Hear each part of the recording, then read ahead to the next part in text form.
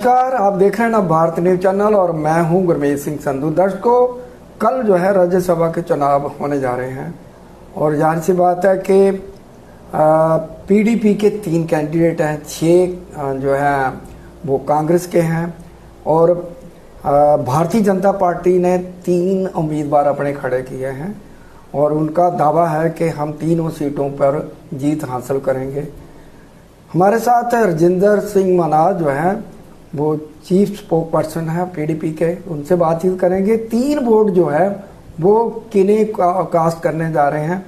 पहले तो आपका स्वागत है। नमस्कार। कल जो है राज्यसभा के सीटों का चुनाव होना है, तो जिस तरह से जो भाजपा और एनसी जो है वो मैदान में है, तो आपके 3 वोट हैं, वो किस और कास्ट होने जा रहे हैं, ये बता दीजिए हमें। संधू साहब, ये राजनीति बातें हैं, मगर जो समीकरण बन रहा है इस वक्त सेकुलर लोगों की ज़रूरत है, माहौल देश में सेकुलर बनाने की ज़रूरत है। और सबसे बड़ी बात है कि काफ़ी देर बाद, आपको पता है, राज्यसभा 4 साल के बाद हुआ होने जा रही हैं और का अगर 1-2 साल पहले भी हो जाती तो कम से कम लोगों का भला हो जाता। जी बिल्कुल। मगर जैसे आप ये कह रहे हैं कि बीजेपी 3 सीटों पे लड़ने जा रही है, तो हमारा ये मानना है कि बीजेपी बेशक 3 सीटों पे लड़ने जा रही है, मगर 1 सीट पे ही उनका फाइट होगी, बाकी 2 सीटें तो उनको मिलने वाली नहीं है। और साथ ही एनसी का जो रोल है वो भी कुछ ज़्यादा अच्छा नहीं है। ठीक है, उनके पास 4 वोट ज़्यादा हैं और उनके बूते पर वो आज बात करती है कि मैं 3 सीटें जीतूँ, मगर जहाँ तक लोगों का है रुझान कि जैसे इनके 41 एमएलए, जी बिल्कुल, और उन्होंने आज तक क्या कारकर्दगी दी है, और ये जो हमारे 3 जो मेंबर जो वहाँ पार्लियामेंट में जाएंगे जी, तो उनसे उम्मीदें होंगी लोगों को। जी, मगर जो ये ना हो जाए जैसे आपने देखा, जो पहले हमारे एमएलए बने हैं और उनके बाद मिनिस्टर्स बने हैं और उप मुख्यमंत्री और मुख्यमंत्री जी, तो जो स्टेट के अंदर हालात है वो आप ज़्यादा बेहतर जानते हैं कि 1 साल से हालात किस कदर जा रहे हैं, लोगों को क्या उम्मीदें थी और लोगों ने क्या सहा। बला साहब, मेरा सवाल जो है आपने जवाब नहीं दिया कि आपके 3 वोट किसको कार्ड, जहाँ बाइकाट करेंगे, जहाँ कास्ट करेंगे, किसको कार्ड करेंगे? क्या बीजेपी को वोट देंगे, जहाँ एनसी को देंगे? ये देखिए, मैं आपके सामने साफ ही बात करूंगा। महबूबा जी ने पहले भी कहा कि जैसे हमारे असेंबली के अंदर जो बिल आएंगे, अगर एनसी सपोर्ट करती है जी, अगर कांग्रेस उनको सपोर्ट करती है, बिल्कुल बिल्कुल, तो हमें उस तरीके को देख के चलना है जी। और अगर अंदर खाते में, अभी मुझे इतना पता है कि अभी तक तो डिसाइड नहीं है, आज रात की बात है, कल इसका क्लियरेंस आ जाएगी, मगर जो हमें दिख रहा है कि हमने तो लोगों की भलाई के लिए देखना है जी बिल्कुल, हमें इनकी वोटों की तरफ नहीं देखना है। बिल्कुल, ये आएंगे जाएंगे, हमें लोगों की सुविधा किस तरीके अनुसार होती है, अगर कोई बात कहीं बनती है, अगर कोई हमसे लोगों के लिए कोई समझौता करता है तो हम करने के लिए तैयार होंगे, वरना हमें ज़रूरत नहीं है कि आज हम इनके जो हमेशा लोगों को धोखा देते आ रहे हैं तो इनका साथ दिया जाए। हाँ, दर्शकों, इनका ये कहना है, राजेंद्र सिंह मनाज जो पीडीपी के चीफ स्पोक पर्सन है और जनरल सेक्रेटरी हैं, इनका कहना है कि जो इस समय सत्र चल रहा है, असेंबली का सत्र चल रहा है, हमारे बिल हैं, अगर उनको जो है एनसी सरकार, जो गठबंधन सरकार है, सपोर्ट करती है तो मे बी वो 3 वोट जो है वो एनसी को जाएंगे। तो ये जाहिर सी बात है कि इन्होंने शर्त रख दी कि हमारे जो है बिल जो हम पेश करेंगे उनके ऊपर उनका समर्थन चाहिए, गठबंधन का। दूसरी बात, जिस तरह से बीजेपी की बात करें, वो भी ताल ठोक रहे हैं कि हमने कम से कम 3 नहीं तो 2 सीटें जो हैं हमने जीतनी हर हालत में। तो जाहिर सी बात है, आपका पिछला रिकॉर्ड है बीजेपी का, कई जगह पे सरकारें गिराती हैं और कई जगह पे एमएल को खरीदती हैं, मसल पावर भी है, पैसा भी है।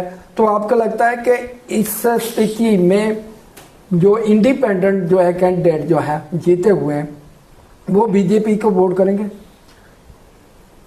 संधू साहब, बात यह है, सियासत में कुछ भी असंभव नहीं है जी।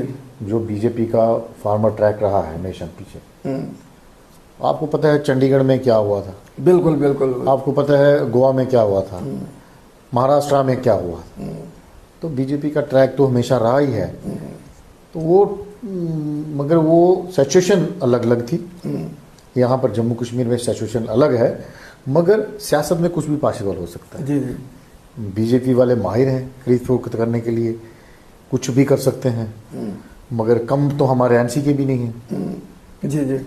वक्त आने पर कहाँ का पलड़ा झुका दें, क्या कहाँ अंदर खाते में कौन सा समझौता कर लें। तो सियासत में कुछ कहा नहीं जा सकता, ये रिजल्ट पे ही पता लगता है कि कौन ऊँट किस करवट बैठता है। मगर ये ज़रूर है कि हम कहते हैं कि लोगों में जो आज बात चल रही है, लोगों का भला किस बात में है, तो उस तरीके से अगर लेजिस्लेटर अपना तरीके का वोट डालते हैं लोगों की भलाई के लिए, क्योंकि एमपी जो होते हैं उनके पास एक अच्छा सा खासा फंड होता है, वो कहीं भी यूज़ कर सकते हैं। जैसे जम्मू कश्मीर के अंदर आज आपको पता ही है कि जब से बरसात गई है हर एक तरफ नुकसान की भरपाई नहीं हो पा बिल्कुल रही। बिल्कुल बिल्कुल। अगर वो बन जाते हैं तो कुछ भरपाई होगी। जी बिल्कुल। जो लोगों को उम्मीद है कि हम इन लोगों को चुन के भेजेंगे, और खासकर लेजिस्लेटिव की आज बहुत ज़्यादा जिम्मेदारी है कि किन ऐसे लोगों को, पॉजिटिव लोगों को हम आगे लाएं कि जिनकी वजह से कुछ लोग हमारे उनको फ़ायदा मिले। आज आपको पता है यहाँ चौथे पुल की हालत आपने देखी, बिल्कुल। पिछले 2 महीने से जम्मू शहर के अंदर जाम ही नहीं खुल रहा। और अगर वो पुल बन जाता है या वो साथ में उसकी बाउंड्रीज हो जाती हैं तो रोड खुल जाएगा।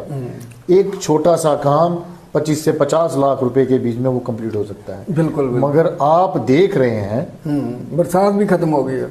देख रहे हैं कि सियासत में चीफ मिनिस्टर साहब, डिप्टी सीएम साहब तो सड़क के ऊपर खड़े होकर वादा करके गए, मगर पिछले 2 महीने के अंदर हमने इनकी कारकर्दगी देखी है जीरो। साहब उनके पास है कुछ नहीं है, फंड तो है ही नहीं है।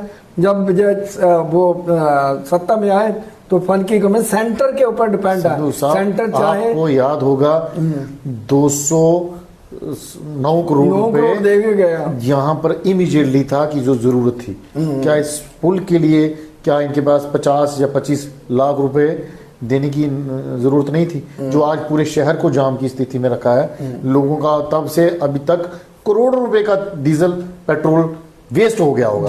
और टाइम कितना वेस्ट हुआ है वो आप जानते हैं कि जहां 5 मिनट का रास्ता लगता है लोगों को 1 घंटे से 2 घंटे जाम में ही लगते हैं। तो ये पूरी लोगों का नुकसान हो रहा है, और जम्मू के खास कि जिसको इसकी तरफ सरकार का कोई ध्यान नहीं गया, और लोग आज त्राहिमाम कर रहे हैं। और जो कल जो हमारे नए एमपीज बनने हैं उनसे उम्मीदें हैं लोगों को रखेंगे, और हम कहीं सोचते हैं कि कम से कम जो बने वो यहाँ सबसे पहले यहाँ पर ध्यान रखेगा और इसको निजात इस चीज़ों से दिलाएगा। मौलाना साहब पहले जो कहा जाता था कि एनसी कह रही है हम 3 सीटों पर लड़ेंगे, 1 सीट जो है कांग्रेस को दे देंगे, लेकिन ऐन मौके पर वो पता नहीं क्या चाल हुआ, क्या बात हुई कि जो है एनसी जो है चारों की चारों सीटों पर वो राज्यसभा का चुनाव लड़ रही है, और जो है वो उस दौड़ में जो है कांग्रेस कहीं दिख नहीं रही। क्या कहेंगे?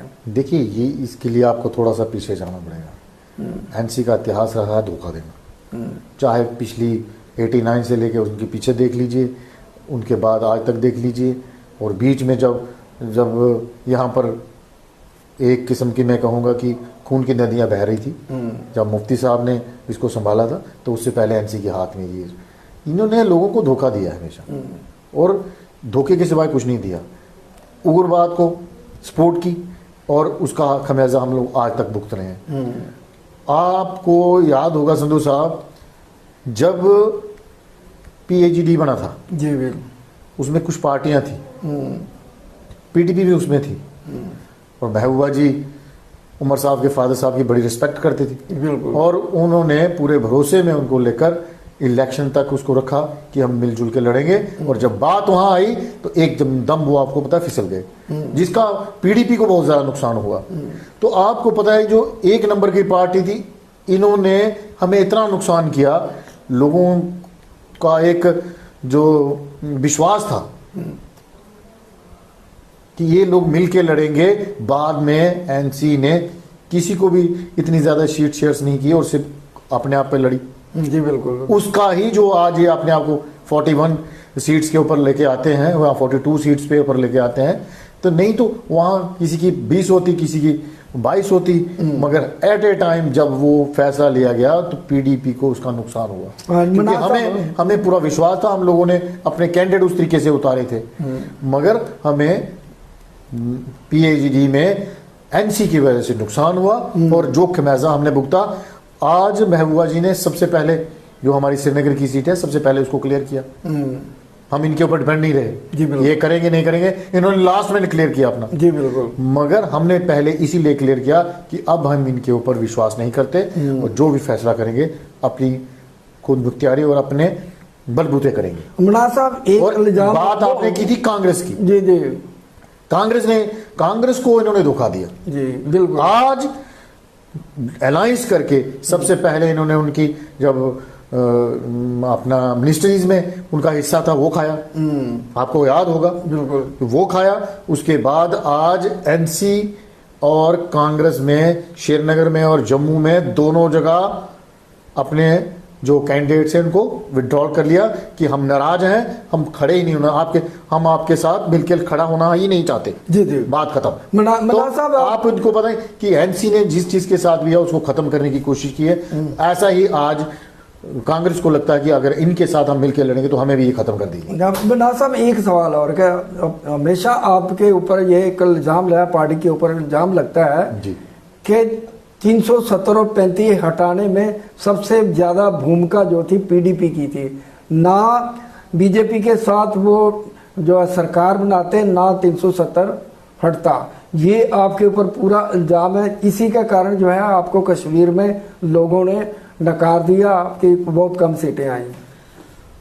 ये बात मैं आपको बिल्कुल क्लियर कह देना चाहता हूँ कि ये जो फैसला था ये मुफ्ती साहब का था। आपको याद है 2014 में जब हमने सरकार बनाई, हम काफ़ी वेट किया, मुफ्ती साहब ने काफ़ी वेट किया था सरकार बनाने का। जी जी। वो इसीलिए कि उस वक़्त हमारी बराबर सीटें थी बीजेपी के साथ। ठीक, अगर हमारी 27 थी तो 28 थी तो इनकी 25 थी। जी। आपको पता है एक बराबर का एक बैलेंस जो बंटवारा था सीटों का, एमएलएस का, जम्मू की तरफ बीजेपी का रुझान था और जो पीडीपी का था वो कश्मीर डिवीज़न में पूरे का पूरा था। और जम्मू में भी, जम्मू खित्ते में भी हमारी जोरी पुंछ यहाँ से सीटें आई थी, आपको याद होगा। मगर उस वक्त मुफ्ती साहब ने ये सोचा कि हिंदू और मुसलमान के बीच में एक खाई बन जाएगी। जी। उन्होंने उस खाई को भरने की कोशिश की थी, मगर हमें बीजेपी ने धोखा दिया। जी। अगर उसको कोई ये समझ ले कि हमने इनके साथ मिलकर अपनी स्टेट के लिए कोई समझौता किया था, जी, तो ये बिल्कुल गलत है। हमने अपनी स्टेट के साथ कोई समझौता नहीं किया था और महबूबा जी को कतई भी इस चीज़ का इल्म नहीं था कि बीजेपी मुफ्ती साहब के मरने के बाद ऐसा कोई कदम उठाएगी। ये मैं आपको बिल्कुल क्लियर कह देना चाहता हूँ खुले शब्दों में, चाहे हमारे श्रीनगर में कुछ हमारे लोग सुन रहे हैं, चाहे जम्मू में सुन रहे हैं, ये बिल्कुल क्लियर था। मुफ्ती साहब अगर वो जिंदा रहते तो बीजेपी कतई भी हिम्मत नहीं कर पाती कि इस स्टेट को छेड़छानी करती और यूटी लगाती। मगर जो आप शब्द पूछना चाहते हैं, महबूबा जी को बीजेपी ने धोखा दिया था। जी।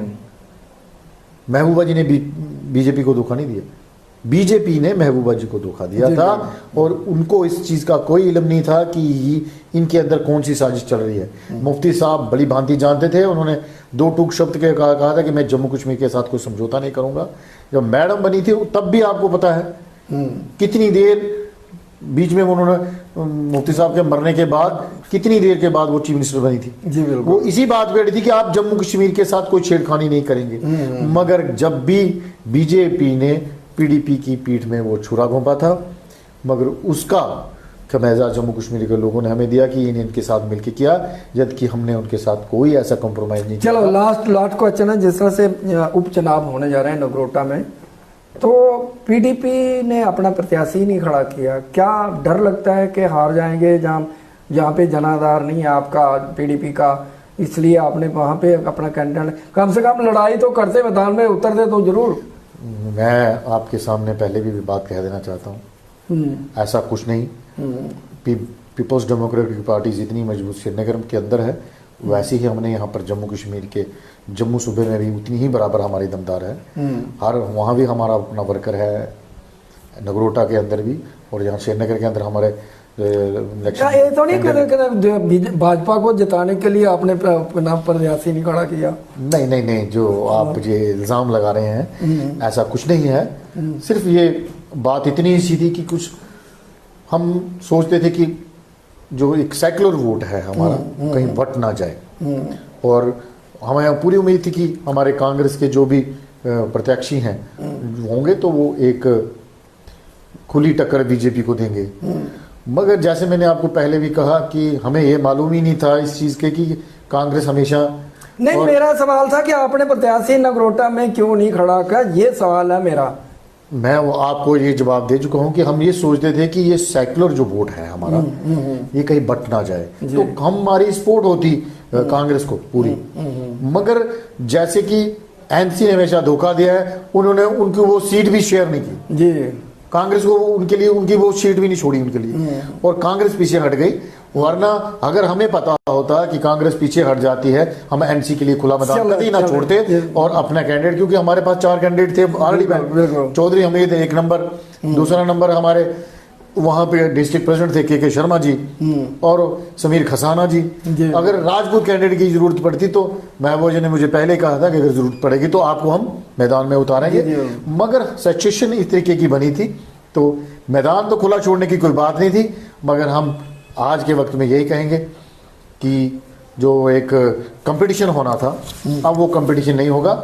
ये देवयानी राणा जी बड़ी अच्छे मार्जिन से वोट वहां से निकाल के वो जीत जाएंगी, तो एनसी कहीं दूर दूर तक भी नजर वहां नहीं आने वाली। तो चलते चलते एक बार फिर से आपको पूछ लेते हैं कि जो 3 वोट हैं राज्यसभा के, वो किसको डालने जा रहे हैं? क्या आपकी, अगर आपके जो बिल हैं वो नेशनल कॉन्फ्रेंस मान लेती है तो फिर वो 3 वोट जो है नेशनल कॉन्फ्रेंस को जाएंगे?